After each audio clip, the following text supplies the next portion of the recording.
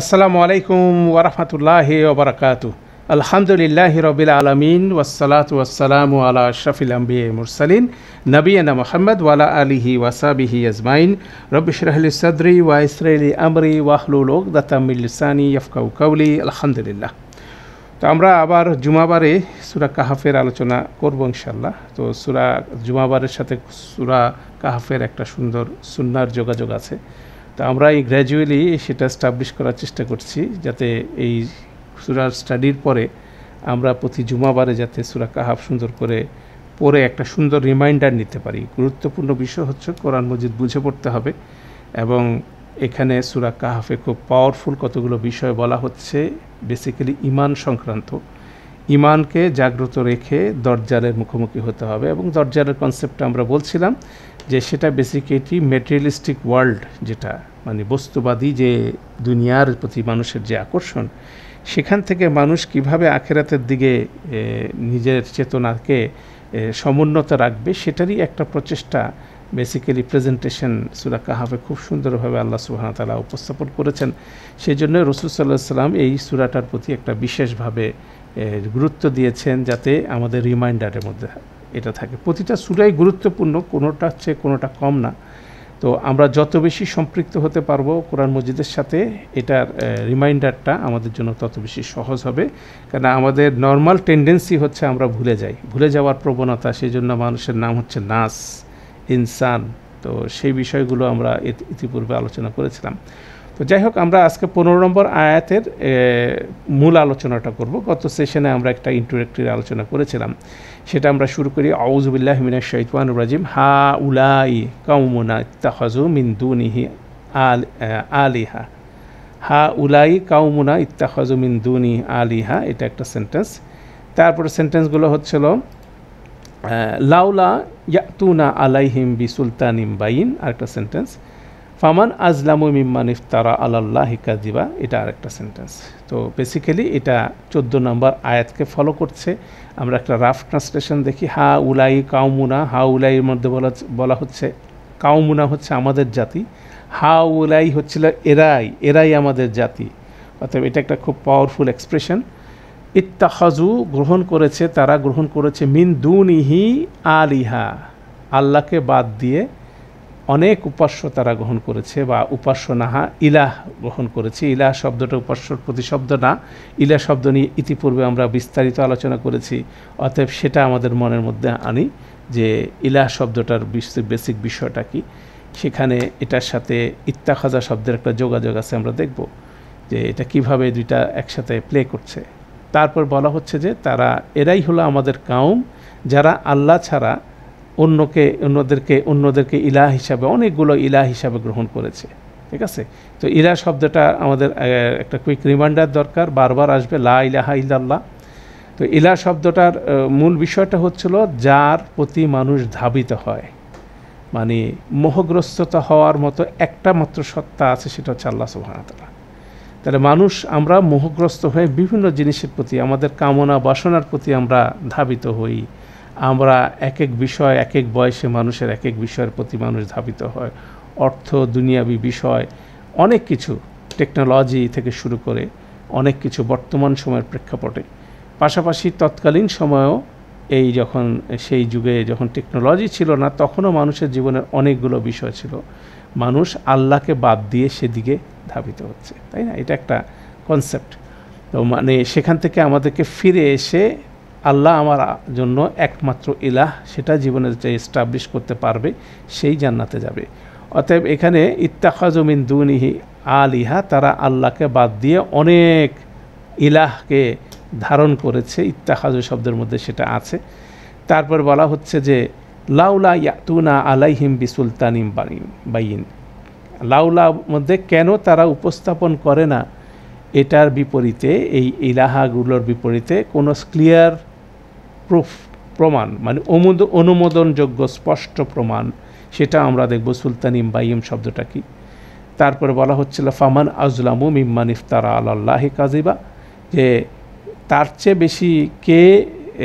বেশি অধিক জুলুমকারী হতে পারে যে আল্লাহ সম্পর্কে ক্রিয়েটিভ লাই, আমরা বলি খুব সৃজনশীলভাবে আল্লাহর বিরুদ্ধে যে মিথ্যাচার করে তার চেয়ে জুলুমকারী একাই হতে পারে। এটাও একটা ইন্টারেস্টিং বিষয় এখানে আছে, সেটাকে ইফতারা শব্দটা এখানে বাংলার একটা ট্রান্সলেশন। যে সৃজনশীলভাবে আল্লাহর বিরুদ্ধে মিথ্যা নিয়ে আসে তার চেয়ে বেশি কে অত্যাচারী, ভ্রান্ত, বিপদগামী হতে পারে। তো এখানে আজলামা শব্দটা বেসিক্যালি গুরুত্বপূর্ণ। জলামা শব্দটাকে যদি আমরা দেখি, জলামা শব্দটার অর্থ হচ্ছিল বেসিক্যালি জুলুম করা। এখন জুলুম করার অর্থ কি বলেন, সেটা বলা হচ্ছে এমন কিছু স্থাপন করা যেখানে এটি সম্পর্কিত নয়, যেটা যেখানে সম্পর্কিত না সেখানে সে জিনিসটা প্লেস করা হচ্ছে জুলুম। এবং এখানে আল্লাহ সুবহানাহু ওয়া তাআলা সূরা লোকমানে বলছেন ইন্না শিরকা লা যুলমুন আযীম, নিশ্চয় শিরিক হচ্ছিল, আল্লাহর সাথে শিরিক করাটা হচ্ছিল সবচেয়ে বড় ধরনের জুলুম। কারণ হচ্ছিল আল্লাহর বিপরীতে অন্য কোনো কিছুই অ্যাপ্লিকেবল না, অথচ আমরা আল্লাহর জায়গায় অন্য কিছুকে অ্যাপ্লিকেবল হিসেবে মানে আমরা সিদ্ধান্ত নিচ্ছি, সেটাকে ধরে নিচ্ছি, সেটাকে ধারণ করছি। অতএব যেটা যেখানে অ্যাপ্লিকেবল না সেটাকে সেখানে প্লেস করাটা হচ্ছিল সবচেয়ে বড় জুলুম, সেটা হচ্ছিল জুলুম বলা হচ্ছে। অতএব সেই হিসেবে আল্লাহ সুবহানাহু ওয়া তাআলা শিরকের কথাটাই বলছে সবচেয়ে বেশি জুলুমের কথা, সেই কথাটাই ঘুরে ফিরে আসছে ফামান আজলামু মিম্মান ইফতারা আলাল্লাহি কাযিবা, যে সবচেয়ে বেশি জুলুমকারী কে হতে পারে তার চেয়ে যে ইফতারা মিথ্যা আরোপ করে আলাল্লাহি কাযিবা। ডাবল কথা, ইফতারা এবং কাযিবা দুইটা হচ্ছিল দুইটা শব্দ একই রকম, যে মিথ্যা আরোপ করা, মিথ্যা, এটা মাফুল মুতলাক হিসেবে বলা যেতে পারে। অর্থাৎ সে এক্সপ্রেশন পড়া হচ্ছে। তাহলে দেখা যাচ্ছে বেসিক্যালি আগের আয়াতের সাথে যদি আপনি কন্টিনিউশন করেন, তো এর আগের আয়াতটার মধ্যে ছিল কি, এটা ছিল 14 নম্বর আয়াতে। সেখানে বেসিক্যালি গুহার অধিবাসীরা তারা তাদের বিশ্বাস সম্পর্কে পরিষ্কার স্টেটমেন্ট তারা দিয়েছিল। এটা হচ্ছে গুরুত্বপূর্ণ। আপনি যদি আমরা 14 নম্বর আয়াতে ফিরে যাই তাহলে আমরা দেখব যে সেখানে বেসিক্যালি তারা বলছে ওয়ারাবাতনা আলা কুলুবিহিম ইজ কামু ফাকালু রব্বুনা রব্বুস সামাওয়াতি ওয়াল আরদ। তারা তাদের বিশ্বাসের ফান্ডামেন্টাল বিষয়গুলো ক্লিয়ারিফাই করলো যে আমাদের রব হচ্ছিল আকাশ জমিনের রব, সব কিছুর রব, মানে রব্বুল আলামিন, রব্বিল আলামিন, যেটা আলহামদুলিল্লাহ রব্বিল আলামিন বলি সেটাই। লান নাদুয়া মিন দুনিহি ইলাহা, আমরা তাকে ছাড়া আর কাউকে ইলাহ হিসাবে কি করব না, ডাকি না, সাব্যস্ত করি না। তাদের যে তাওহীদের উপরে যে তাদের স্পষ্ট বিষয়, সেই জিনিসটা তারা ডিক্লেয়ার করলো। লাকাত কুলনা ইজান শাতাতা, আমরা যদি এটা বলে থাকি, এই ধরনের কোনো কাজ করি, তাহলে সবচেয়ে বেশি স্টুপিড, সবচেয়ে বেশি ননসেন্সের মতো কাজ করব, সবচেয়ে বেশি বোকার মতো কাজ করব, সবচেয়ে বেশি জঘন্য কাজ হবে সেটা। দ্যাট মিনস তারা ইনডাইরেক্টলি বলতেছে যারা এই কাজটা করতেছে তারা হচ্ছে বোকা, তারা হচ্ছে জঘন্য কাজ করতেছে। সেই কাজটা কারা করতেছে? বেসিক্যালি তাদের রাজা করতেছে, তাদের কাউম করতেছে। তখন রাজার কথা ওটা এখানে তারা সরাসরি বলে নাই, আল্লাহ সেখানে রাজাকে মেনশন করে নাই। আমরা বলছিলাম যে এখানে একটা কুকুরের কথা মেনশন করা আছে এই স্টোরিতে, যাকে মেনশন করা হয়েছে তাকে সম্মানিত করা হচ্ছে। আবার মন্দ কাজে অনেকে মেনশন করা হয়েছে ফেরাউনের কথা, আবুল আহাবের কথা, তাদেরকে মন্দর দিক থেকে গ্লোরিফাই করা হয়েছে, মানে হচ্ছিল তাদের চেয়ে মন্দ আর কেউ হতে পারে না। আর এখানে রাজার কথা উল্লেখই নাই। এর পরের কথাটা হচ্ছে হা উলাই কাউমুনা, আমাদের কাউম, ইত্তাখাযু মিন দুনিহি আলিহা, আমাদের কাউম, আমরা বেসিক্যালি লান নাদুয়া মিন দুনি ইলাহান, এই বিষয়টাই এটার বিপরীত জিনিসটা তার কাউমরা করছে, যেহেতু সেটাকে তারা তাদের কাউমের ব্যাপারে সে ক্রিটিসাইজটা তারা করছে। অতএব এটা হচ্ছে একটার সাথে একটা কন্টিনিউশন। 14 নম্বর আয়াতে তারা তাদের বিশ্বাসের বিষয়টা স্পষ্ট করলো, এবং 14 নম্বর শেষে আয়াতের শেষে যে কথাটা বলা হলো লাকাত কুলনা ইজান শাতাতা, আমরা যদি এরকম কথা বলি তার চেয়ে অবশ্যই সেই জিনিসটা বড় ধরনের মিথ্যা, ভ্রান্ত এবং কুৎসিত, অনেকগুলো শাতাতা শব্দের মধ্যে অনেক কিছু আছে, এবং সেই কাজটা বেসিক্যালি আমাদের কাউম করছে, সেটাই বলা হচ্ছে হা উলাই কাউমুনা ইত্তাখাযু মিন দুনিহি আলিহা। তারপর বলা হচ্ছে লাউলা ইয়াতুনা বি আলাইহিম বিসুলতানিম বাইন, তারা কেন এটার বিপরীতে, এই যে তারা অনেকগুলো ইলাহ গ্রহণ করছে সেটার বিপরীতে পরিষ্কার অনুমোদনযোগ্য পরিষ্কার প্রমাণ আনে না কেন? হ্যাঁ, তার যেহেতু আনে না, তাহলে বেসিক্যালি তারা কি বলে, তারা ফামান আজলামু মিম্মান ইফতারা আলাল্লাহি কাযিবা, তাদের চেয়ে আরও কে জুলুমকারী, মানে বেসিক্যালি তারা সবচেয়ে বড় জুলুম করছে। অতএব এই স্টেটমেন্টটাই বেসিক্যালি ফার্দার আরেকটা ডাইমেনশানে বেসিক্যালি লাকাত কুলনা ইজান শাতাতা, এই বিষয়টাকে তাদের কাউম সম্পর্কিত বিষয়টাকে বিস্তারিত করা হচ্ছে। অতএব এটা খুব সুন্দরভাবে একটা আয়াত কী করতেছে, কমপ্লিমেন্ট করতেছে, এক্সপ্যান্ড করতেছে, এই বিষয়টা বোঝা জরুরি।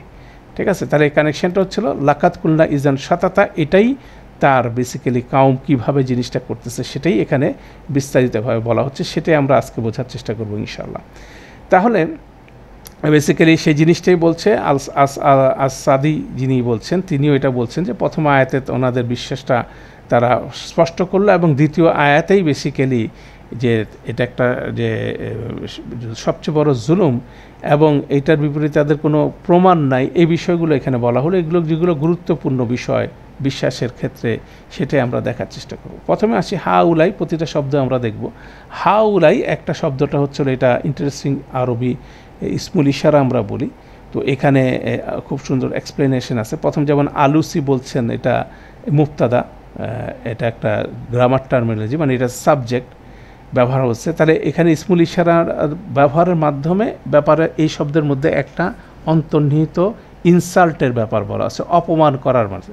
এটা ইন্টারেস্টিং বিষয়। যেমন হাউলাই মানে এইগুলো, তাহলে আপনার হাউলাই শব্দটা বিভিন্নভাবে ব্যবহার করতে পারেন। সে আসলে ভাষার মধ্যে একটা শব্দ বিভিন্ন টোনে ব্যবহার করার মাধ্যমে এটার অর্থ পরিবর্তিত হয়ে যায়। এটা ইন্টারেস্টিং। হাউলাই মানে দিস, মানে এইগুলো, এরা, এভাবে যদি আমরা বলি, তাহলে যখন আমরা বলি এরা আমাদের কাউম, তখন অর্থ হচ্ছে এরা কি আমাদের কাউম? আমাদের কাউমকে এত জঘন্য হতে পারে? আমরা যেখানে কোনো ইলাহাকে আল্লাহ ছাড়া আর কোনোকে ইলাহাকে নেই, এটার বিপরীতে আমাদের কাউম এই ধরনের একটা কাজ করতে পারে। অতএব এটা ওয়ান সর্ট অফ ইনসাল্টের বিষয়। আলুসি এটা বলছেন যে এটা একটা ঘৃণা, তিরস্কার করার জন্য তাদের কাউমের প্রতি নির্দেশ করা হচ্ছে। ইবনে আশুর অবশ্য এটার ভিন্ন মত পোষণ করছেন।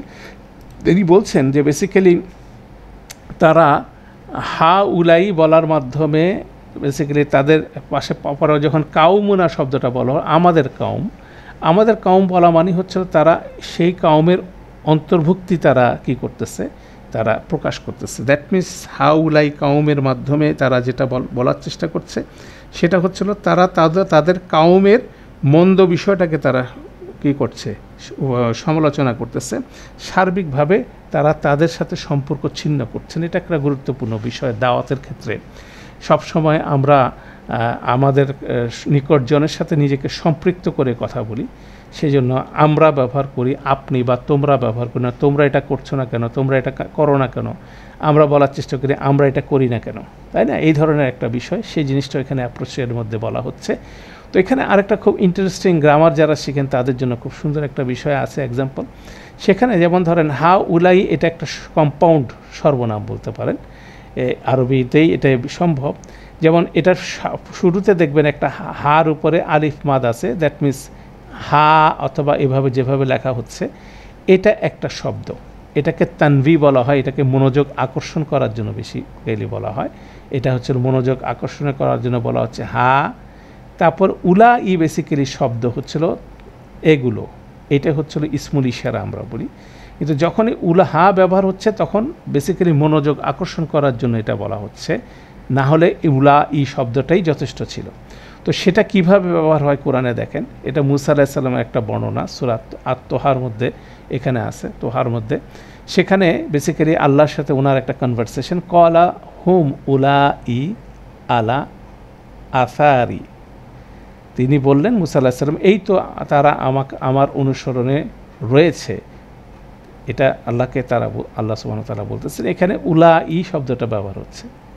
তো বেসিক্যালি হুম উলা ই বেসিক্যালি বলা হচ্ছে যে এরাই, ওই তো ইন্ডিকেট করা হচ্ছে, কিন্তু উলাই বলা হচ্ছে কেন, হা বলা হয় নাই।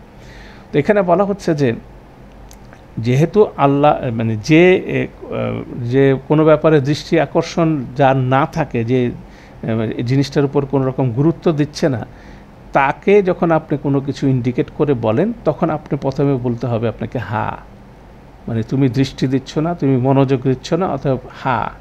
দেন উলাইহি হচ্ছিল এইগুলি। তাহলে এটা একটা কম্পাউন্ড শব্দ। তো যেহেতু মুসা আলাইহিস সালাম আল্লাহর সাথে কথা বলছেন এবং তার কাউমের ব্যাপারে কথা বলছেন, তো আল্লাহ অলরেডি সবচেয়ে বেশি মনোযোগী হচ্ছে আল্লাহ। অতএব এই ক্ষেত্রে হা উলাই বলাটা ইনঅ্যাপ্রোপ্রিয়েট। এটা আল্লাহর মানে বিষয়ের বিপরীতে চলে যায়। অতএব আদবটা রক্ষা করেই এখানে মুসা আলাইহিস সালাম হাটা না বলে উলাই বললেন, এই জন্য হাটা ড্রপ হলো। অতএব সেই জন্য ড্রপ হচ্ছে যে আল্লাহর মনোযোগ আকর্ষণ করার প্রয়োজন না, কেন উনি অলরেডি বিষয়টার প্রতি মনোযোগী। এটা একটা গুরুত্বপূর্ণ বিষয়, একটা গুরুত্বপূর্ণ বিষয় আদব মুসা আলাইহিস সালাম ব্যবহার করলেন।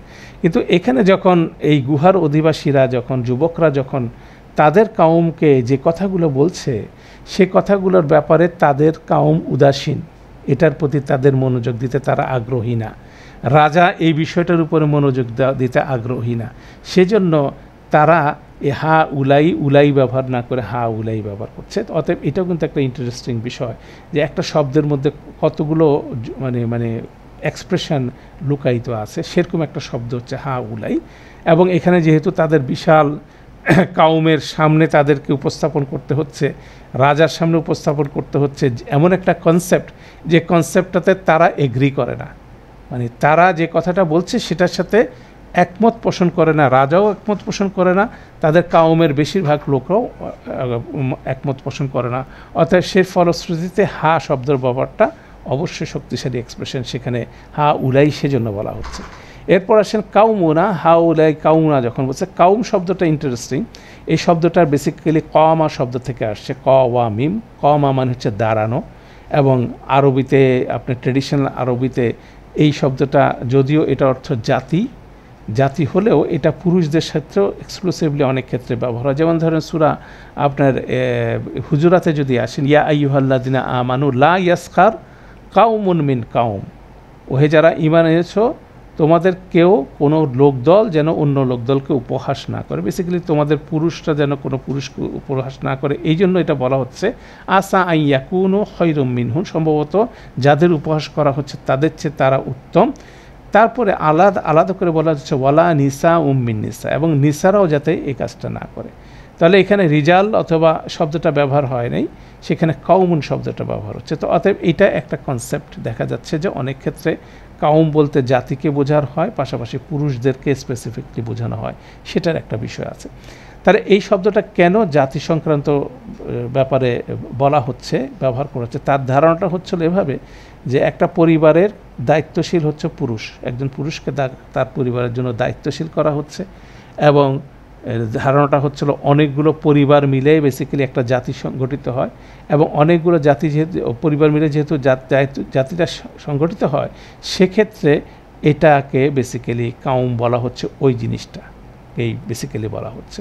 এবং দেখুন কাওয়ামুনা, কাওয়ামা শব্দ থেকে, আর রিজালু কাওয়ামুনা আলা নিসা, এখানে বলা হচ্ছে সূরা নিসার মধ্যে পুরুষরা নারীদের উপরে তত্ত্বাবধানকারী এবং ভরণ পোষণকারী, তাদেরকে একটা স্পেসিফিক দায়িত্বের জন্য তাদেরকে পুরুষদেরকে এখানে কাওয়ামুনা বলা হচ্ছে। অতএব কাউম শব্দটা কিন্তু খুব অ্যাপ্রোপ্রিয়েট বিষয়, এবং সাথে সাথে বোঝা যাচ্ছে যে কাউম বলতে বেসিক্যালি সেইখানকার যারা দায়িত্বশীল ব্যক্তিবর্গ আছে তাদেরকে বলা হচ্ছে, কেন তারাই এখানকার সিদ্ধান্তটা দিচ্ছে। পাশাপাশি এটাকে এই জন্য ব্যবহার হয় যখন কোনো একটা কাউম মানে কোনো একটা দল সম্মিলিতভাবে কোনো একটা ধারণা তারা পোষণ করে, কোনো একটা কাজের উপর তারা অটুট থাকে, সেই জিনিসটাও কিন্তু এখানে কাউম শব্দের মধ্যে অন্তর্নিহিত। কারণ হচ্ছে তারা সম্মিলিতভাবে কোনো একটা ধারণাটা পজিটিভ হতে পারে, নেগেটিভ হতে পারে, যে কোনো কিছু হতে পারে। অতএব এখানেও একইভাবে দেখেন যখন বলা হচ্ছে এই আগের আয়াতে ইসকমো ফাকলু, এই যুবকদের কথা বলা হচ্ছে, তারা যখন দণ্ডায়মান হলো এবং অতঃপর তারা বলল, দ্যাট মিনস এই কম ও শব্দটা কিন্তু ফিগারেটিভ অর্থে, রূপক অর্থে ব্যবহার করা হচ্ছে। এই জন্য এর আগে আয়াতে সেখানে বলা হচ্ছে এই যুবকরা তারা দাঁড়িয়ে পড়লো, মানে তারা একটা দায়িত্ব নিল, তাদের কওম মন্দ কাজ করতেছে, তাদেরকে সংশোধন করার জন্য তারা কী করলো, দাঁড়ালো, এবং তারপর তারা বলল। অতএব দায়িত্ব নেওয়ার সাথে কওমা শব্দটা জড়িত। অতএব এখানে দেখা যাচ্ছে যে কাউম বলার সাথে সাথে বোঝা যাচ্ছে সেটা হচ্ছিল যে বেসিক্যালি তারা তাদের কাউমকে বলতেছে যে তারা রং স্ট্যান্ডিংয়ের উপরে আছে, দাঁড়ায় আছে, অতএব তাদেরকে রাইট স্ট্যান্ডিংয়ের উপর আসতে হবে। তাহলে এই কনসেপ্টটাই, তারা রং স্ট্যান্ডিংয়ের উপরে আছে, অতএব রাইট স্ট্যান্ডিংয়ের উপরে আসতে হবে। অতএব সেই জন্য কাউম শব্দটাকে ওইভাবে অ্যাড্রেস করা হচ্ছে যে তাদের সিদ্ধান্ত পরিবর্তন করতে হবে, কেন তারা একটা ভুল সিদ্ধান্তের মধ্যে আছে। অতএব কাউমটাও খুব অ্যাপ্রোপ্রিয়েট শব্দ এখানে বলা হচ্ছে, কেন আপনি যদি কোরআন মজিদের বিভিন্ন সূরায় দেখেন যে যেসব জাতিকে ধ্বংস করা হয়েছিল সেসব জাতিগুলোকেও কিন্তু কওম বলা হচ্ছে, কেন তারা একটা ভ্রান্ত এবং ভুল বিশ্বাস এবং মূল্যবোধ ধারণ করত এবং সেটার উপরে সম্মিলিতভাবে তারা অটুট ছিল, সেজন্য আল্লাহ সুবহানাহু ওয়া তাআলা তাদেরকে ধ্বংস করছেন। অতএব কোনো একটা ধারণার উপর অটুট থাকাটার ব্যাপারেও তাদেরকে কওম বলা হচ্ছে। অতএব কওম হচ্ছিল একটা ইন্টারেস্টিং শব্দ যেটার অনেকগুলো ফ্লেভার আছে, এবং হা উলাই কওমুনার মধ্যে একবার আপনি চিন্তা করেন, বলা হচ্ছে যে এরাই হচ্ছে আমাদের নেতৃত্ব, এরাই হচ্ছেন আমাদের কাউম যারা কি করতেছে রং স্ট্যান্ডিংয়ের উপর দাঁড়ায় আছে এবং তাদেরকে পরিবর্তন হওয়ার জন্য তারা বেসিক্যালি বলছে। অতএব কাউম শব্দটা একটা পাওয়ারফুল শব্দ এখানে ব্যবহার হচ্ছে। এবার ইত্তাখাজু শব্দটা আমরা দেখি পরে। ইত্তাখাজু শব্দটা হচ্ছিল, যেমন ধরেন এখানে মুজারাতের ফলে আখাজা, এটার 8 নম্বর ফর্ম ইত্তাখাজা। আখাজা অর্থ গ্রহণ করা, ইত্তাখাজা অর্থ গ্রহণ করা, দুইটার মধ্যে পার্থক্য আছে। আখাজা হচ্ছে যে কোনো কিছু ফিজিক্যালি গ্রহণ করা। আমি একটা আখাস্তু, একটা কলমকে নিলাম, কলামান, তাহলে একটা কলমকে নিলাম, তাহলে একটা কলমকে আমি নিলাম, সেটা হচ্ছে আখাজা। কিন্তু ইত্তাখাজা এটা এর চেয়ে ব্যাপক। যখন এটার মধ্যে ইমোশন যুক্ত হয় তখনই এটা ইমোশনালি কোনো জিনিসের সাথে অ্যাটাচড হওয়ার বিষয়টা এখানে, অতএব এটা একটা রূপক অর্থে বলা আবার হচ্ছে। এবং এই ফেলটাই, যেমন ইত্তাখাজা ফেলটাই বেসিক্যালি শিরিক সংক্রান্ত ব্যাপারে ব্যাপকভাবে কোরআনে ব্যবহৃত হচ্ছে। তাহলে আল্লাহ যখন শিরিক সংক্রান্ত কোনো কথা বলছেন তখন ব্যাপার হচ্ছে যে আল্লাহ ব্যতীত অন্যদেরকে গ্রহণ করছে, উপাসনা করছে, বিশ্বাস করছে, অনেকগুলো কাজ করা হয়। কিন্তু আল্লাহ সুবহানাহু ওয়া তাআলা যখন ইত্তাখাজা ব্যবহার করছেন তখন বেসিক্যালি এই শিরিকের অন্তর্দৃষ্টিটা এখানে মানে এক্সপোজ হয়। কারণ এই জন্য যে যারাই শিরিক করে তাদের যে শিরিকের যে কনসেপ্টগুলো, এগুলো বেসিক্যালি একটা পৌরাণিক কাহিনী থাকে, একটা রূপকথার মতো কাহিনী থাকে এটার পিছনে, যে এটা করলে এটা হয়, এটা করলে এটা হয়, বা এইটা যদি না করা হয় তাহলে এই ধরনের বিপদ আসতে পারে। অলৌকিক এবং কিছু পৌরাণিক কাহিনীর ভিত্তিতে তাদের ইমোশনকে সম্পৃক্ত করা হয় এবং তাদেরকে একটা কুসংস্কারের মধ্যে ঢুকায় দেওয়া হয় এবং তাদের ইমোশনকে নিয়ে প্লে করা হয়। অতএব এগুলোর মাধ্যমে তারা ওই বিষয়টার সাথে ইমোশনালি অ্যাটাচড হয়ে থাকে। তাহলে এগুলোকে উপাস্য হিসাবে আঁকড়ে ধরার ক্ষেত্রে এটা তাদের আবেগ সম্পর্কিত, এটা কোনো প্রমাণ সম্পর্কিত না। এটা হচ্ছে গুরুত্বপূর্ণ বিষয়। তাহলে কারণ মানুষ দুই ধরনের সিদ্ধান্ত নিয়ে থাকে সাধারণত। একটা হচ্ছে মানুষ যখন কনভিন্সড হয় কোনো ব্যাপারে, কোনো যুক্তি, তর্ক, এভিডেন্স, প্রমাণের মাধ্যমে যখন মানুষ কনভিন্স হয় তখন তারা একটা সিদ্ধান্ত নেয়, মানে চেঞ্জিং সিদ্ধান্ত, পরিবর্তনশীল, মানে কোনো একটা অ্যাডভার্স সিদ্ধান্ত নেয়। হ্যাঁ, যেমন ধরেন আপনার প্রচণ্ড ঝড়ের আমার পূর্বাভাস দেওয়া হলো, আপনার সাথে সাথে বাইরে যতই জরুরি কাজ থাকুক না কেন আপনি নিজের কাজের ইচ্ছার বিপরীতে আপনার ঘরের মধ্যে ঢুকে যাচ্ছেন। ঠিক আছে, যেমন বর্তমান সময়ে করোনার প্রকোপ যখন হচ্ছে তখন আমরা রিস্ট্রেইন করতেছি আমরা বিভিন্ন কারণে, তাহলে লজিক্যালি আমরা যখন দেখতেছি তখন মানুষ সিদ্ধান্ত নেয়। কিন্তু কিছু কিছু ক্ষেত্রে দেখা যাচ্ছে যে মানুষ সে লজিক মানছে না, যদিও লজিক্যালি কনভিন্সড, কিন্তু ইমোশনালি সেটার সাথে মানুষ অ্যাটাচড হয়ে যাচ্ছে। কেন? মানুষের ইমোশন জিনিসটা হচ্ছিল খুব শক্তিশালী। অতএব ইত্তাখাজু শব্দের মধ্যে সেই জিনিসটাই ইমপ্রেসড হচ্ছে, যদিও অনেক লজিক্যাল বিষয় সে দেখছে কিন্তু ইমোশনাল কারণে সে কী করতেছে না, সে এমন কতগুলো ইমোশন তার মধ্যে তৈরি হয়ে গেছে যেগুলোকে সে বর্জন করতে পারছে না। সেটা কিন্তু মানুষের মোহগ্রস্ততার মধ্যে হয়ে থাকে। আমি যদি দেখি যে বিভিন্ন বয়সে মানুষ বিভিন্ন বিষয়ের প্রতি মোহগ্রস্ত হয়ে পড়ে এবং মোহগ্রস্ত যখন হয়ে যায় তখন তাকে কোনোভাবে সেখান থেকে ছুটানো যায় না। একজন ড্রাগ এডিক্ট ব্যক্তিকে যে ধূমপান করে বা বিভিন্ন রকম ড্রাগের মধ্যে ইনভলভ আছে তাকে সেখান থেকে কোনোভাবে বের করে না আসা যায় না, যদিও তারা জানে, যে লজিক্যালি জানে, তারা ইন্টেলেকচুয়ালি জানে জিনিসটা তাদের জন্য ক্ষতিকর, এটা ভালো জিনিসটা। সে একটা সময় ফিলও করে যে সেটা তার জন্য ভালো হচ্ছে না, তারপর সেটার থেকে সে কী করতে পারতেছে না, বের হয়ে আসতে পারতেছে না। অতএব এইভাবে ইলার শব্দটাই বিষয় কিন্তু এইভাবে এটার মধ্যে আছে যে যখন একাধিক ইলার প্রতি ইলাকে মানুষ ধারণ করে জীবনে তখন বেসিক্যালি এরকম ইমোশনাল অ্যাটাচমেন্টটাই ডমিনেন্ট। সেই জন্য ডমিনেন্ট যেহেতু, সেই জন্য এই শিরকি টেন্ডেন্সির মূল বিষয়টা হচ্ছে ইত্তাখাজা। এবং আপনি দেখবেন ইত্তাখাজা শব্দটা বিভিন্নভাবে ব্যবহার হচ্ছে। যেমন এখানে মূর্তির ক্ষেত্রে ব্যবহার হচ্ছে, আরেকটা ক্ষেত্রে দেখবেন হচ্ছে হলো আল্লাহ সন্তান গ্রহণ করেছেন, সেই ধরনের একটা বিষয় এটার সাথে অ্যাটাচ করা হচ্ছে। অতএব এটা একটা গবেষণার বিষয় যে কিভাবে শিরকের বিভিন্ন বিষয়ের সাথে ইত্তাখাযা শব্দটা সম্পৃক্ত হয়ে আছে। অতএব সেই জিনিসটাও কিন্তু এখানে বলা হচ্ছে, সেই কনসেপ্টটা এখানে আছে। এরপর আমরা আসি লাউলা, পরের স্টেটমেন্টটা লাউলা ইয়াতুনা আলাইহিম বিসুলতানিম বাইয়িন। লাউলা একটা এক্সপ্রেশন, এটা আসছে পরে।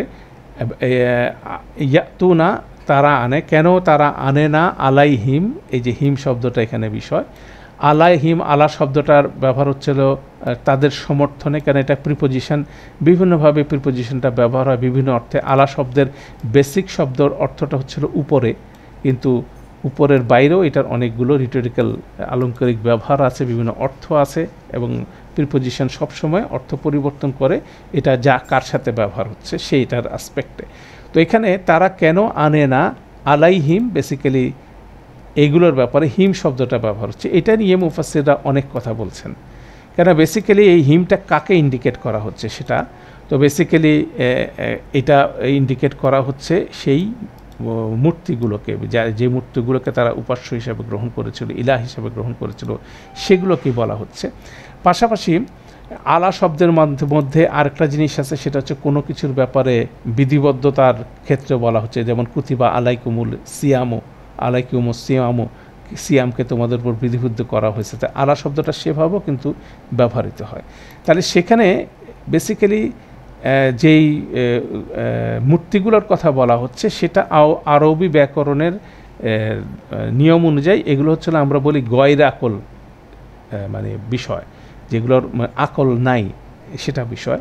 তো আকল নাই যেহেতু বিষয়, যে বিষয়গুলোকে সেগুলোকে আমরা হা প্রোনাউন ব্যবহার করি, স্ত্রীবাচক একবচন ব্যবহার করি।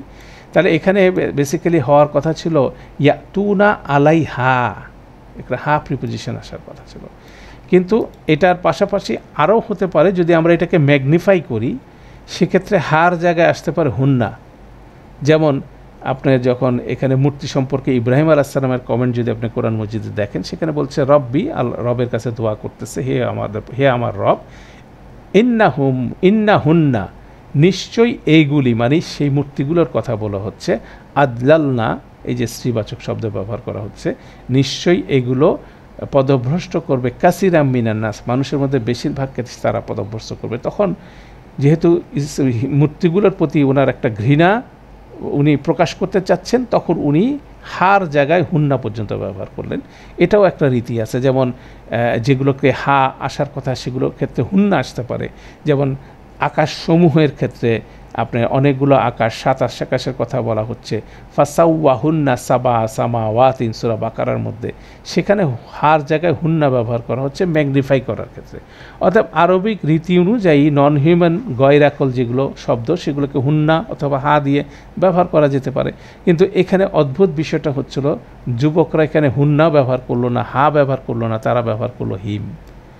এটার এক্সপ্লেনেশনে বলা হচ্ছে যে বেসিক্যালি যে মূর্তিগুলোকে তারা পূজা করত, বেসিক্যালি তারা ছিল তাদের পূর্ববর্তী সময়ে বিভিন্ন সময় তাদের শাসক, রাজা, শক্তিমান ব্যক্তিগুলোই তাদের, যেমন জিয়াস, অ্যাপোলো, এগুলো তাদের সেই সময়কার পুরুষ মূর্তি যারা বিভিন্ন সময় শাসন করছে তাদের কথা বলা হচ্ছে।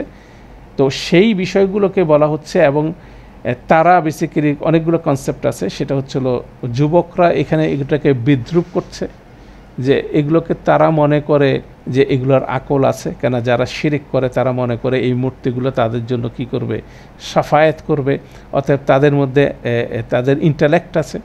তো যুবকরা বলতেছেন, হুম দিয়ে বলছে, হ্যাঁ তোমাদের যদি এগুলোর ইন্টালেক্ট থেকে থাকে তাহলে সেটার বিপরীতে তোমরা প্রমাণ আনো। বেসিক্যালি সেই জন্য হুন্নার জায়গায় তারা বিদ্রুপ স্বরূপ তারা ব্যবহার করতেছে, হোম শব্দটা ব্যবহার করার মাধ্যমেই বেসিক্যালি তারা এই বিষয়টা বলা হচ্ছে। এবং সুলতান শব্দটা আমরা পরবর্তীতে দেখব, এটাও খুব রেলিভেন্ট শব্দ, সেটার আলোচনায় আমরা যাব। তারা দেখা যাচ্ছে এখানে একটা ব্যাকরণিকগতভাবে একটা পরিবর্তন তারা করছে, সেটা হচ্ছে আলাইহিম ব্যবহার করার মাধ্যমে। এটা তারা বিদ্রুপ করছে যে ওগুলোকে তো তারা মনে করে জীবন্ত, তাহলে জীবন্ত হলে সে জীবন্ত কিভাবে কাজ করে সেটার ব্যাপারে পরিষ্কার প্রমাণ আনো। বেসিক্যালি বিসুলতানিম বাইন বলা হচ্ছে। যেমন লাউলা ইয়াতিউনা বিসুলতান, ইয়াতি শব্দ, ইয়াতি শব্দটা ব্যবহার হচ্ছে আতা শব্দটা হচ্ছিল আনা, বি বি প্রিপোজিশনের সাথে ব্যবহার হলে সেটা হচ্ছিল নিয়ে আসা, ঠিক আছে, আসা কোনো কিছুর সাথে নিয়ে আসা। তাহলে সুলতান ইন বাইয়িনটা তারা নিয়ে আসুক, কেননা তারা মনে করতেছে এই হিমটা, এই দেবতাগুলো হচ্ছিল অ্যাক্টিভ কোয়ালিটির বিষয়, যাদের কিছু করণীয় আছে, যারা কিছু করতে পারে, সেগুলোর পরিষ্কার প্রমাণ নিয়ে আসুক। তাহলে সে বেসিক্যালি সেই জিনিসটাই তারা এই হুম প্রিপোজিশনের মাধ্যমে কিন্তু এমফেটিকলি বলা হচ্ছে। এরপর আসি লাউলা শব্দটা ব্যবহার হচ্ছে। লাউলা যদি আপনি আক্ষরিকভাবে উচ্চারণ করেন, লাউ হচ্ছে যদি, লা হচ্ছে না, কিন্তু এটাকে বলা, এটাকে যখন দুইটার কম্বিনেশন তৈরি হয় তখন এটাকে বিভিন্ন মোডে ব্যবহার হয়। কাউকে তিরস্কার করার জন্য, কাউকে তীব্র ভৎসনা করার জন্য এটা ব্যবহার হতে পারে, কাউকে উৎসাহিত বা প্ররোচিত করার জন্য এটা ব্যবহার হতে পারে। তাহলে সুতরাং যুবকরা বলছে তারা কেন প্রমাণ হাজির করে না। লাউলা হচ্ছে কেন না, কেন না বেসিক্যালি এটার অর্থ, এবং পাশাপাশি এটা হচ্ছে কিভাবে তারা এরকম মানে উৎসাহবাঞ্জক হতে পারে, কিন্তু এটা অপমানজনক বিষয় হতে পারে। অতএব তারা ব্যঙ্গাত্মকভাবে তিরস্কার অথবা উৎসাহ দিচ্ছে, কিন্তু দুইটার মধ্যে একটা ইনসাল্ট এটার মধ্যে আছে, এবং এটার আগেরটার কন্টিনিউশন হিসাবে এটাকে কন্টিনিউ করছে। অতএব তো এই বিষয়টাই বেসিক্যালি লাউলার মধ্যে অন্তর্নিহিত আছে। তাহলে লাউলা ইয়াতুনা আলাইহিম বিসুলতানিম বাইয়িন, এই স্টেটমেন্টটাই বেসিক্যালি বলা হচ্ছে তারা কিভাবে কোনো স্পষ্ট প্রমাণ সামনে আনে না।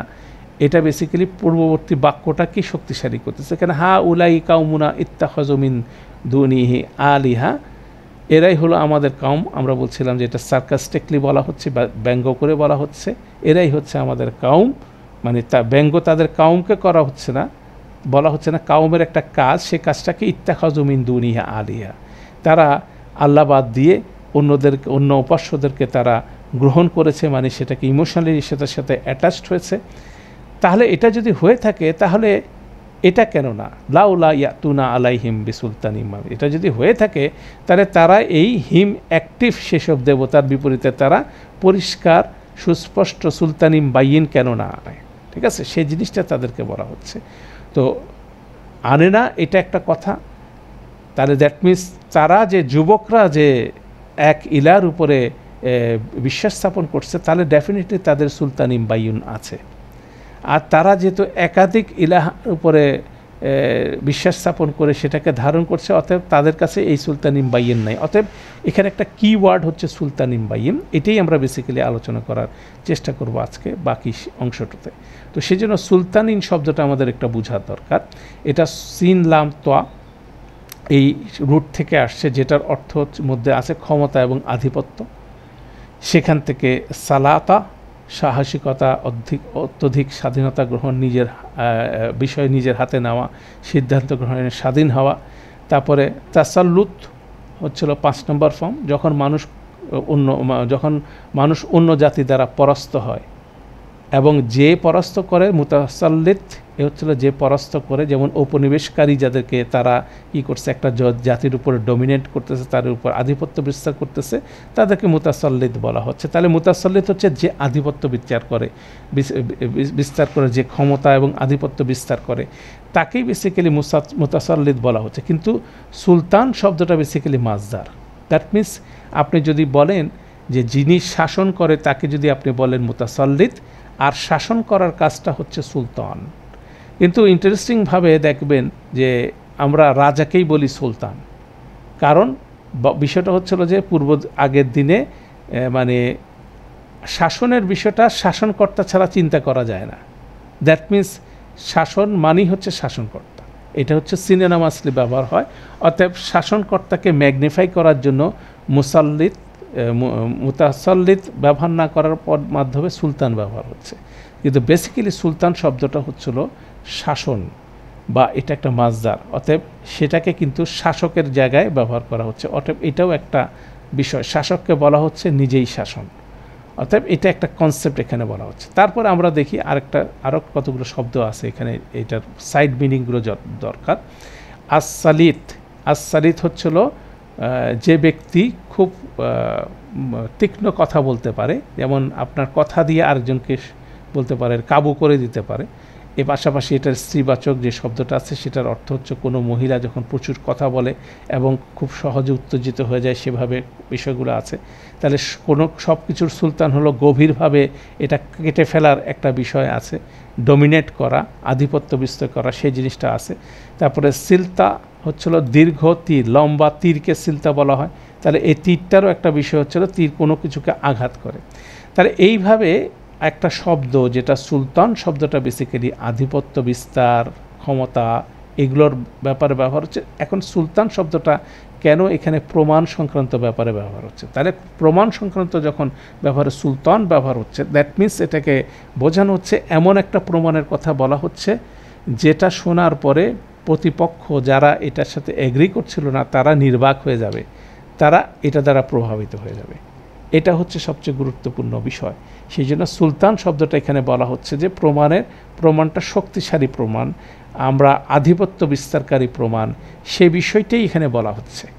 তাহলে এখানে যদিও তাদের সামনে কি আছে, কতগুলো মূর্তি দণ্ডায়মান আছে এবং সেই মূর্তিগুলোকে পূজা করার জন্য তাদের শাসনকর্তা একজন সুলতান সেটাকে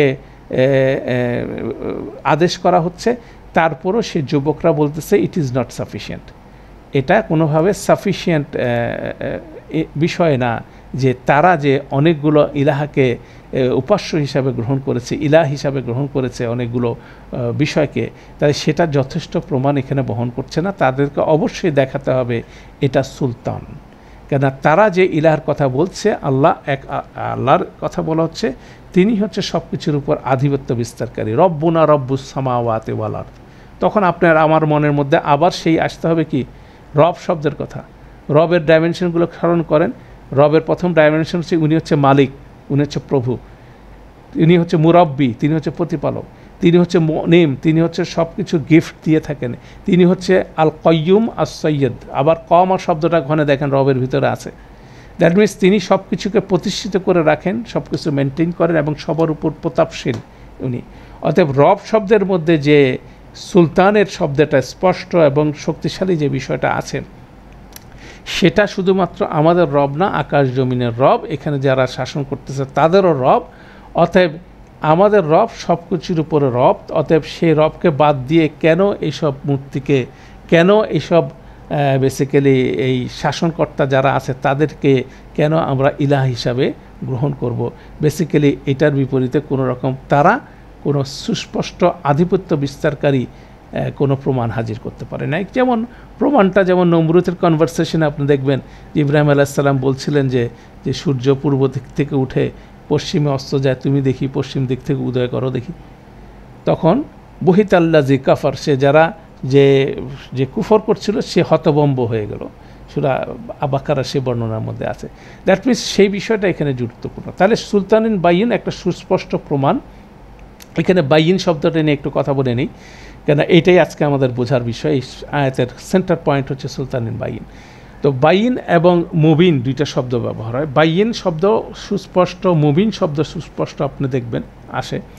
তো বাইয়িন হচ্ছিল একটা ইসম সিফা বলি, যেটা একটা inherent quality, permanent quality. Mubin হচ্ছিল একটা ইসম ফাইল বলা হয় টেকনিক্যালি, যেখানে বেসিক্যালি এটা দুইভাবে কাজ করে। একটা হচ্ছিল সে নিজে সুস্পষ্ট এবং আরেকটাকে সুস্পষ্ট করে। দ্যাট মিনস নিজেই পরিষ্কার মানে সুস্পষ্ট এবং সে আরেকটা বিষয়কে সুস্পষ্ট করে, সেটা হচ্ছে মুবিন। আর বাইয়িন শব্দটা হচ্ছিল সে সবসময় সুস্পষ্ট ছিল এবং আছে এবং থাকবে। তাহলে আমাদের যে বিশ্বাসের বিষয়গুলো, সেগুলো আমাদের পদ্ধতি, আমাদের চিন্তার প্রক্রিয়া এমন হতে হবে যেটা সর্বদা সুস্পষ্ট প্রমাণের উপরে প্রতিষ্ঠিত।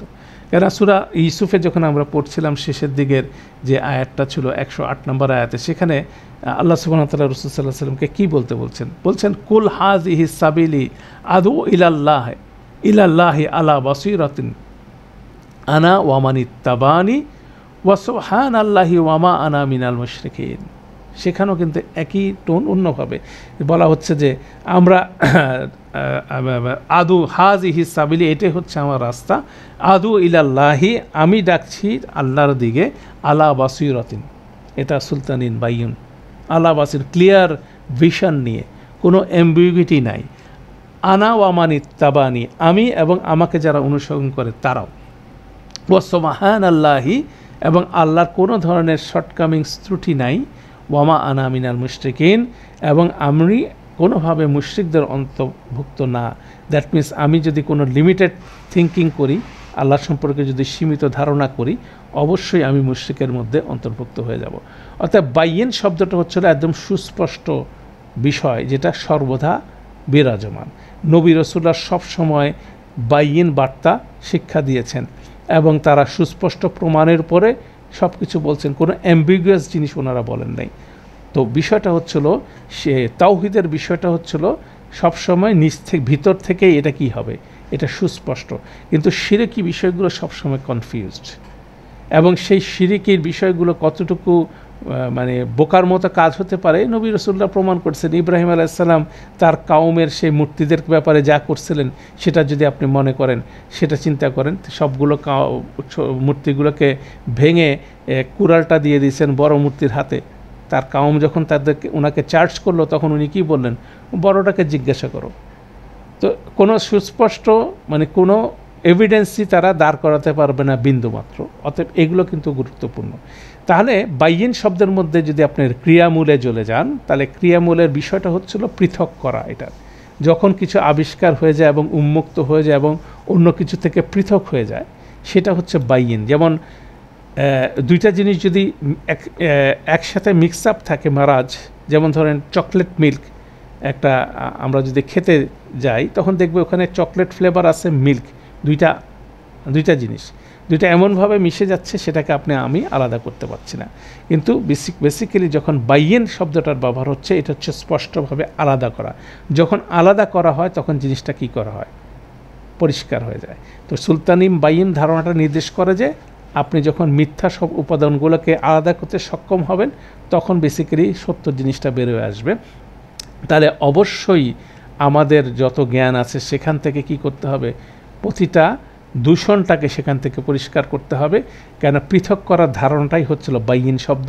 যেমন তামিজ শব্দটা আমরা ব্যবহার করি গ্রামাটিক্যালি, যেটা ক্ল্যারিফাই করে, যেমন এটাকে ক্ল্যারিফাই করে এটা কি, আমি তার চেয়ে উত্তম আমরা বলি, যদি একটা স্টেটমেন্ট আপনাকে আমি বলি আমি তার চেয়ে উত্তম, এন্ড সাথে সাথে আপনি বলবেন উত্তম কিসে, তখন আমি আপনার চেয়ে উত্তম জ্ঞানে, আমি আপনার চেয়ে উত্তম কিসে, ধন সম্পদে, আমি আপনার চেয়ে উত্তম আচার আচরণে। তাহলে এই যে ক্ল্যারিফিকেশনের বিষয়টা, এইটাই খুব শক্তিশালীভাবে আসতে হবে। এই বিষয়ে অনেক মুফাসসিরের আলোচনা আছে, তবে সেই ক্ষেত্রে যেটা বলা হচ্ছে এই আয়াতে জামাশিরি যেটা বলছেন, যে এখানে বেসিক্যালি এটা একটা উস্কানিমূলক কথা, কারণ প্রকৃতপক্ষে এই ধরনের কোনো প্রমাণ তার কাউমের কাছে নাই, তাদের উপাস্যদের কাছে এই ধরনের কোনো প্রমাণ নেই। তো এখানে বেসিক্যালি যে জিনিসটা বলা হচ্ছে, হাইলাইট করা হচ্ছে, এখানে অন্ধবিশ্বাসের একটা বিষয় হাইলাইট করা হচ্ছে, যে তারা কোনো প্রমাণ ছাড়াই উপাস্য হিসাবে গ্রহণ করছে, ইলাহ হিসাবে গ্রহণ করছে, এটার পিছনে তাদের কোনো প্রমাণ নাই। এবং কোরআন এই দূষিত ধারণাটাকে প্রতিবাদ করতেছে। অতএব দিনের বিষয়ে অবশ্যই মৌলিক বিষয় থাকতে হবে, যেগুলোর উপরে ভিত্তি করে দিনটা দাঁড়ায় আছে। অতএব সঠিক বিষয় বোঝাটা জরুরি। তো আমাদের আজকের দিনের শেষ যে পয়েন্টটা, সেটা হচ্ছে তাকলিদের ধারণা। সে তাকলিদের ধারণা জামাকশিরি এবং অন্যান্য শাস্ত্রীয় পণ্ডিতরা বলছে যে আপনার বিশ্বাসে কোনো তাকলিদ নেই। তাকলিদ শব্দটা হচ্ছিল, তাকলিদ শব্দটা কোরআনে নাই, এটার অর্থ হচ্ছিল, মূল বিষয়টা হচ্ছিল এভাবে যে আমি আরেকজনকে অনুকরণ করে আমার কোনো কিছু করাকে তাকলিদ বলা হচ্ছে, যে আরেকজন যেভাবে বিশ্বাস করছে আমি তাকে অনুকরণ করে বিশ্বাস করছি, এটা বিশ্বাসের ক্ষেত্রে প্রযোজ্য বিষয় না। দ্যাট মিনস আপনি নিজের বিশ্বাসে অন্য কাউকে অনুসরণ করতে পারবেন না, আপনার নিজের বিশ্বাসের জায়গায় আপনাকে নিজেই আসতে হবে। যেমন আমার বাপ দাদা মুসলিম, সেই হিসেবে আমি মুসলিম নিজেকে দাবি করতে পারি না, তাই না? তাহলে আমাকেও বিশ্বাস করতে হবে, কারণ আমার জীবন প্রবাহে আমার প্রতিটা জায়গায় কিন্তু আমি ইলাহর অস্তিত্ব পাবো, আমি রবের অস্তিত্ব পাবো। অতএব সেটা গুরুত্বপূর্ণ জিনিস। কেননা আমরা যখন কাউকে ইসলাম শেখাই, তখন আমরা বলি কি কি বিশ্বাস করতে হবে, আমরা কোনো সময় এক্সপ্লেন করি না কেন আমাদের বিশ্বাস করতে হবে।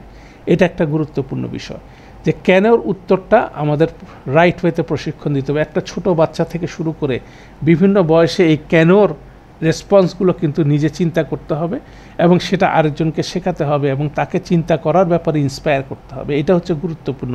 কিন্তু আমরা ট্রেডিশনালি যতগুলো আমাদের বিষয়গুলো দেখি, আমাদের রিলিজিয়ান প্র্যাকটিসে আমরা যা কিছু দেখি, সেখানে কেনর উত্তর করা অনেক ক্ষেত্রেই কী হয়, অফেন্সিভ বিষয় হয়ে যায়। যারা ধর্মীয় আলেম থাকেন তাদেরকে যদি আপনি কোনো কেনর উত্তর চান, সাথে সাথে দেখবেন অনেক ক্ষেত্রে তারা বিরক্ত বোধ করেন, তারা অনেক বেশি কি হয়ে যায়, অনেক বেশি মানে ক্ষিপ্ত হয়ে যান। তো এখানে একটা ইন্টারেস্টিং বিষয় হচ্ছিল, কেন প্রশ্নগুলোর কিন্তু দুই ধরনের বিষয় আছে। একটা যদি আপনি ধরেন, আমরা যদি একটা বিল্ডিংয়ের সাথে যদি আমরা কল্পনা করি, তাহলে সেক্ষেত্রে বিল্ডিংয়ের ধারণাটা, একটা বিল্ডিংয়ের বিভিন্ন রকম সমস্যা হচ্ছে, ধরেন কলামটা একটু বেঁকে গেছে বা ওয়ালটা একটু ফেটে গেছে, বিভিন্ন রকম সমস্যা আমরা দেখছি। তো বিল্ডিংয়ের বিভিন্ন সমস্যা কেন এটা হলো, সে কেনর উত্তর কিন্তু বিল্ডিংয়ের ওই ওয়ালে বা সে কলামে নাই, কেনর উত্তরটা আছে এর ফাউন্ডেশনে। এটা গুরুত্বপূর্ণ জিনিস। ফাউন্ডেশন যদি একদিকে ডেবে যায় তাহলে ওয়ালে ক্র্যাক আসবে, বিমে ক্র্যাক আসতে পারে, বিভিন্ন রকম সমস্যা দেখা দিতে পারে। তো আপনি একটা ওয়াল যদি ফেটে যায়, আপনি সেখানে প্লাস্টার করলেন, প্লাস্টার করলে কি হবে, সেই ওয়ালটা কিছুদিনের মতো দেখা যাবে ফাটা দেখা যাবে না, কিন্তু আবার কিছুদিন পর জিনিসটা ফাটবে। কেন সমস্যাটা কোথায় আছে, ফাউন্ডেশনের মধ্যে আছে। অতএব আমাদেরকে কেন প্রশ্নটা উত্তর দিতে হবে ফাউন্ডেশনাল প্রশ্ন, এটা গুরুত্বপূর্ণ।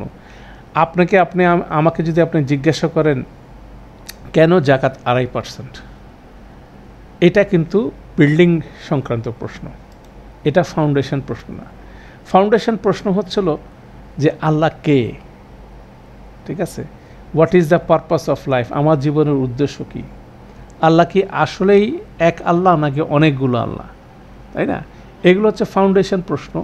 যে প্রশ্নগুলো যদি, এটা কি আল্লাহর কিতাব, রাসূল সাল্লাল্লাহু আলাইহি ওয়াসাল্লাম কি আসলেই আল্লাহর বার্তাবাহক ছিলেন, মেসেঞ্জার ছিলেন? যুগে যুগে আদম আলাইহিস সালাম থেকে শুরু করে এখন পর্যন্ত আদম আলাইহিস সালাম কি আসলেই প্রথম মানুষ ছিলেন? এবং পরবর্তীতে যে নবী রসুলরা যুগে যুগে আসছে, তারা কি আসলে রসুল ছিলেন? এই সিস্টেমটা কি কাজ করে? আল্লাহ, রসুল, মালাইকা, তারপরে পরকাল, আখেরা এবং জান্নাত, জাহান্নাম, এই যে সমস্ত কনসেপ্টগুলো নিয়ে আমাদের যে বিশ্বাসের ফাউন্ডেশনটা আছে, সেটার ব্যাপারে যদি কোনো প্রশ্ন থেকে থাকে, সেটা অবশ্যই আমাদের সেটাকে সলভ করতে হবে। সেই কেনগুলোর উত্তর দিতে হবে। এগুলো ফাউন্ডেশন প্রশ্ন। এই ফাউন্ডেশন প্রশ্ন যদি উত্তর না হয়, তাহলে কোনোভাবে আমাদের বিশ্বাস হবে না, বিশ্বাসটা শক্তিশালী হবে না, আমরা বিশ্বাসের উপর দাঁড়াতে পারবো না। তো বিষয়টা হচ্ছিল, আমরা যে জিনিসটা আলাপ করছিলাম, সুলতানিন বাইয়িন। সুলতানিন বাইয়িন যারা বহু ইলাহকে উপাস্য হিসেবে গ্রহণ করেছে, তাদের মধ্যে কোনো সুলতানিন বাইয়িন নাই।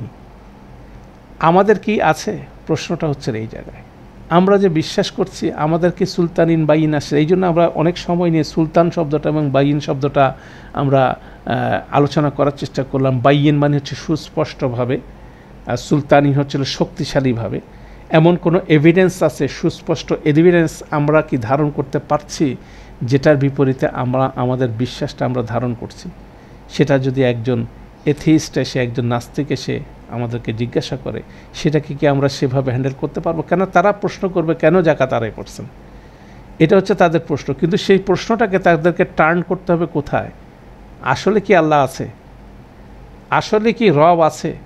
আসলে কি আমাদেরকে কেউ না কেউ, আমাদের রব কি আমাদেরকে সাস্টেন করছে না? আমাদের প্রতিটা ব্লাড প্রেশার কি তিনি টেক কেয়ার করতেছেন না? তাহলে দেখা যাচ্ছে যে আপনাকে আমাকে প্রশ্ন করবে মানুষ বিল্ডিং সংক্রান্ত, কিন্তু আপনাকে আমাকে সে প্রশ্নকে টার্ন করে দিতে হবে কিসে? ফাউন্ডেশন সংক্রান্ত। কেন আপনার আমার সমস্ত আলোচনা হবে ফাউন্ডেশন, এবং কোরআনই সেটাই বেসিক্যালি এমফেসিস দিচ্ছে। এবং এখানে যে আলোচনা করছি, যে এখানে আসহাবুল কাহাফের যে যুবকরা, তারা বেসিক্যালি কী প্রশ্ন করতেছে এবং কী বিষয়ে তারা আলোচনা করছে? তারা বেসিক্যালি আলোচনা করছে ফান্ডামেন্টাল প্রশ্ন নিয়ে। রব্বুনা রব্বুস সামাওয়াতি ওয়াল আরদ, আমাদের রব হচ্ছিল আকাশ জমিনের রব, মানে যে রব আমাদেরকে সাস্টেইন করছেন, যে রব আমাদের প্রভু, যে রব আমাদের প্রতিপালক, যে রব আমাদেরকে কন্টিনিউয়াসলি গিফট দিচ্ছেন, যিনি আল কাইয়ুম আস সাইয়্যিদ, শুধু আমাদের ক্ষেত্রে না, আকাশ জমিনের সব কিছু ওনার অধীনে। অতএব তাকেই একমাত্র ইলাহ হিসাবে গ্রহণ করতে হবে আমাদের। তাকে ছাড়া আর কাউকে ইলাহ গ্রহণ করা যাবে না। এটা কোনো যৌক্তিক কথা না। কারণ তিনি হচ্ছে সর্বক্ষমতার অধিকারী, তিনি আমাকে কন্টিনিউয়াসলি সাস্টেন করছেন। অতএব আমাকেও তাকে সর্বোচ্চ পরিমাণ ভালোবেসে তার দিকে ধাবিত হতে হবে।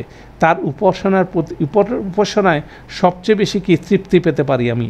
কারণ ইলা শব্দের অর্থগুলো আমি বলছি যে যার উপাসনায় সবচেয়ে বেশি তৃপ্তি পাওয়া যায়, যার দিকে সমস্ত বিষয়ে আমরা ধাবিত হব। কেন ধাবিত হব? তিনি আমাদের রব। অর্থাৎ ইলাহ এবং রব শব্দটা কিন্তু একটার সাথে একটা লিঙ্কড। সেজন্য তারা বলছে রবকে চিনতে হবে। আমাদের রব, সমস্ত আকাশ জমিনের রব একজনই রব, এবং সেই রবকে ইলাহ হিসাবে নিতে হবে, তার প্রতি মোহগ্রস্ত হতে হবে। এর বাইরে অন্য কিছুর প্রতি মোহগ্রস্ত হওয়া যাবে না। আর যদি এর কিছু হই আমরা, তাহলে অবশ্যই আমরা একটা ডাহা মিথ্যা কথা বা অযৌক্তিক কথার মধ্যে যাব, এবং আমাদের কাউম সেই মন্দ কাজটার মধ্যে নিজেকে ইনভলভ করছে। কেন তাদের কাছে তারা কি সুলতানিন বাইয়িন, সে জিনিসটা তাদের মধ্যে নাই। দ্যাট মিনস তাদের মধ্যে সে কনভিকশনটা নাই। তাহলে কনভিকশনটা আনাটা, সুলতানিন বাইয়িনটা আনাটা জরুরি, এবং সেটার জন্যই আমাদের এত এফোর্ট আমরা নিচ্ছি। এবং সূরা আল কাহাফ আমাদের মধ্যে সেটাই ইনস্টল করবে। আমাদেরকে সেই ঐতিহাসিক গল্পটা আল্লাহ ওভাবেই বলতেছেন যে কিভাবে আল্লাহর উপরে ভরসা করে এই যুবকরা যে উদ্যোগটা নিয়েছিল সেটার পরিণতি আল্লাহ তাদেরকে কিভাবে দিলেন। দ্যাট মিনস সেই রবের উপরেই আপনাকে আমাকে ভরসা করতে হবে।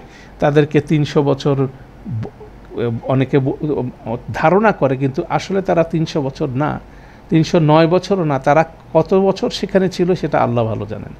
অতএব সেই বিষয়গুলোই বেসিক্যালি গ্র্যাজুয়ালি আমরা আলোচনার মধ্যে আনবো যে রব্বুনা রব্বুস সামাওয়াতি ওয়াল আরদ লান নাদুয়া মিন দুনিহি ইলাহা, এই যে স্টেটমেন্টটা, এটা হচ্ছে ফান্ডামেন্টাল কনভিকশন, বিশ্বাসের ফান্ডামেন্টাল বিষয়, যে মৌলিক বিষয়, এবং সেটা হচ্ছে ফাউন্ডেশনের বিষয়। এটা যদি হয় আমরা তখন কাছে ক্লিয়ার হবে কিতাব হচ্ছে আল্লাহ, কোরআন হচ্ছে আল্লাহর কিতাব। সেখানে বলা আছে হচ্ছিল যে আপনার সম্পত্তি এইভাবে ভাগ করতে হবে, আপনার রেখে যাওয়ার সম্পত্তি এই ইস্যুতে ভাগ করতে হবে। এখন আমরা সেখানে লজিক খুঁজব না, যে আমরা এক্সপ্লেন করার চেষ্টা করার দরকারও নাই আমার, কারণ এটা আল্লাহর তরফ থেকে আসছে। তিনি হচ্ছে আমার রব, এবং তিনি ভালো করে জানেন কোন সম্পত্তি ডিস্ট্রিবিউশনে আমার কল্যাণ আছে, আমার পরবর্তী জেনারেশনের কল্যাণ আছে। অতএব সেটাই গুরুত্বপূর্ণ বিষয়। অতএব ফান্ডামেন্টাল প্রশ্ন হচ্ছিল রব আছে কি না, এক আল্লাহ এক রব কিনা, নাকি মাল্টিপল রব আছে, এক ইলা নাকি মাল্টিপল ইলা আছে, এবং সেই ইলার কাছে ইলার বিষয় এই কিতাব কি তার সেই ইলার পক্ষ থেকে আসছে কিনা, এই রবের পক্ষ থেকে আসছে কিনা। অতএব এগুলো কিন্তু ফান্ডামেন্টাল প্রশ্ন, সেটাই কোরআন মজিদ বারবার এনহ্যান্স করছে। এটা হচ্ছিল বারবার সেটার উপরে গুরুত্ব দিচ্ছে, এবং কোরআন মজিদ পড়ার মাধ্যমে, এটা বোঝার মাধ্যমে সেই জিনিসগুলো ধারণ করা জরুরি। ওটা যদি সহজ হয়, তারপরে অন্য কথাগুলো আমাদের জন্য কি হয়, ইজি। আমাদের খালি দেখতে হবে কোরআন মজিদ এটা বলছে কিনা। যদি বলে থাকে, আমাদের আর এটার পিছনে সময় ব্যয় করার কোনো দরকার নাই। আমাদের সময় ব্যয় করতে হবে আমাদের ফান্ডামেন্টাল প্রশ্নের আনসারের জন্য রিয়েল লাইফ এক্সাম্পলের মাধ্যমে, যেটা আমাদের মধ্যে কি দিবে, সুলতানিন বাইন। কেন আসহাবুল কাহাফরা যারা শিরিক করতেছে তাদের কাছে সুলতানিন বাইন চাচ্ছে। দ্যাট মিনস সেই আসহাবুল কাহাফের অধিবাসীদের মধ্যে সে সুলতানিন বাইন ছিল। ঠিক একইভাবে আমাদেরকে যদি বিশ্বাসী হতে হয়, অবশ্যই আমাদেরকে আরেকজনকে দেখে বিশ্বাসী হওয়ার সুযোগ নাই। অবশ্যই নিজেকে কনভিন্সড হতে হবে আমরা যেটা বিশ্বাস করি। আল্লাহ আমাদের সবাইকে সে বিশ্বাস করার তৌফিক দান করুন, আলহামদুলিল্লাহ। তো যাই হোক, আমাদের ক্লাসের শেষে আজকে আমরা একটা ছোট্ট ডিক্লারেশন দিব যারা হাজির আছেন। আলহামদুলিল্লাহ, আমাদের ওয়েবসাইটে আমরা আরেকটা নতুন সেকশন ওপেন করেছি, আমাদের পাবলিকেশন সেকশন। তো এখানে পাবলিকেশন সেকশনে আমাদের পাবলিকেশন রিসেন্ট যে আমাদের বাইনা ড্রিমের প্রথম পর্বের যে বইটা বের হয়েছে, প্লাস এর আগে কোরআন মজিদের 10 সূরার বিশ্লেষণ, এই দুইটা সব বই এখান থেকে আপনারা অর্ডার করতে পারবেন। পাশাপাশি কোরআনী অভিধান যেটা মোহাম্মদ ইয়াহিয়া সাহেব কম্পাইল করেছেন, এবং 12তম খণ্ড, উনি কোরআন মজিদের সম্পূর্ণ কোরআন মজিদের শব্দগুলোকে কম্পাইল করেছেন, সেটা গ্র্যাজুয়ালি উনি বের করছেন আবার আরেকটা নতুন কম্পাইলেশনে। সেটার লাস্ট খণ্ডটা হচ্ছে 12তম খণ্ড, যেখানে সূরা নূহ থেকে সূরা নাস পর্যন্ত কম্পাইলড অবস্থা আছে। যারা আমরা গ্রামার শিখি তাদের জন্য এগুলো রেলিভেন্ট। এবং কিছু কিছু তাফসির পড়ছি, সেটা তার জন্য রিলেভেন্ট। তারা এখন অটোমেটেডলি এখান থেকে আপনি অর্ডার করতে পারবেন। তো এটা একটা নতুন ফিচার আমাদের অ্যাড হয়েছে। কেননা আপনি যদি এখন আলহামদুলিল্লাহ যদি এখানে বাইয়ানা ড্রিম প্রথম পর্বের এই বইটা আপনি প্রকিউর করে নেন, তারপর আমাদের এখানে বাইয়ানা ড্রিম বাংলা এখানে যে সেকশন, এখানে এই বই অনুযায়ী লেকচারগুলো সাজানো আছে। অর্থাৎ এই বইটা ব্যবহারের মাধ্যমে আপনি নিজ থেকে এখানে শিখতে পারবেন। এবং চলতি বছরের এটার উপরে আরেকটা সিমিলার রিভিউ হচ্ছে, সেটা এখানে বাংলায় আছে, বাইনারি ড্রিম বাংলা, সেটা চলছে। অর্থাৎ এই বইটা কালেক্ট করতে করেন যদি আপনারা, ডিকশনারিটা যদি কালেক্ট করেন, তাহলে মোটামুটি আপনি এই কোর্সটা নিজেই এটা ফলো করতে পারবেন এবং আরেকজনকেও দাওয়াত দিতে পারবেন যে একটা বই কেনার মাধ্যমে এই রিসোর্সের মাধ্যমে অনলাইনে এই কোর্সগুলো সবাই করতে পারবো। কেননা এটা করলেই আপনার আমার যে আলোচনা, আমরা সূরা কাহাফের তাফসির আলোচনা করলাম, এগুলো এখানে রেকর্ডেড আছে, আজকেরটাও এখানে এড হবে। অর্থাৎ এই রিসোর্সটা আমরা ইন্টেলিজেন্ট ওয়েতে এবং এফেক্টিভভাবে ইউজ করতে পারবো যার সময় অনুযায়ী। মূল বিষয়টা হচ্ছিল কোরআনের সাথে আমাদের সম্পৃক্ত থাকতে হবে। তাহলে একটা গ্রুপের সাথে সম্পৃক্ত থাকতে হবে, একটা রিসোর্সের সাথে সম্পৃক্ত থাকতে হবে, সেটাই হচ্ছে মূল বিষয়। তো সেরকম একটা রিসোর্স আমরা এখানে বাংলায় তৈরি করার চেষ্টা করছি, যেভাবে যুক্তরাষ্ট্রে বাইয়ানা ইনস্টিটিউটের ওস্তাদ নোমান আলী খান তৈরি করেছেন। ওনার যদি বাইয়ানা টিভিতে যান, আপনি দেখবেন রিসোর্সগুলো সিমিলার ওয়েতে সাজানো আছে, গ্রামার সেকশন, তাফসির সেকশন, যতটুকু ওনারা করছেন ততটুকুই। অতএব এটা একটা স্টাডির বিষয়, এটা একটা অধ্যয়নের বিষয়। আল্লাহ আমাদের সবাইকে সেটা করার তৌফিক দান করুন। সুবহানাকাল্লাহুম্মা ওয়া বিহামদিকা আশহাদু আল্লা ইলাহা ইল্লা আনতা আস্তাগফিরুকা ওয়া আতুবু ইলাইক। আসসালামু আলাইকুম ওয়া রাহমাতুল্লাহি ওয়া বারাকাতুহু।